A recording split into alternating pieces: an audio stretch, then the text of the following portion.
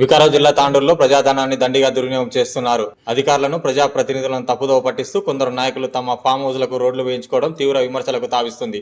ఓవైపు గ్రామాలతో పాటు పట్టణ ప్రాంతాల్లో రోడ్లు లేక, మురుకాలు లేక ప్రజలు తీవ్ర ఇబ్బందులు పడుతుంటే కొందరు నాయకులు తమ పలుకుబడిని ఉపయోగించుకుంటూ ప్రజాధనాన్ని దుర్వినియోగపరుస్తున్నారంటూ ఆరోపణలు వినిపిస్తున్నాయి.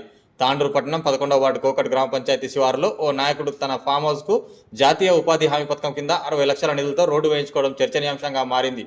జాతీయ ఉపాధి హామీ పథకం కింద గ్రామాలలో రోడ్లు, మురుగు నిర్మించాల్సి ఉంటుంది. అయితే ఏకంగా కాంగ్రెస్ నాయకుడు పట్టణ శివారు ప్రాంతంలోని కోకట్ సరిహద్దులో ఉన్న తన ఫామ్ హౌస్ కు పక్కనే ఉన్న వెంచర్లకు లబ్ధి చేకూర్చేలా రోడ్డు నిర్మాణ పనులు చేపట్టడం ఇటు స్థానిక ప్రజాప్రతినిధులకు, అధికారులకు తెలిసినా పట్టించుకోకపోవడంపై విమర్శలు వినిపిస్తున్నాయి.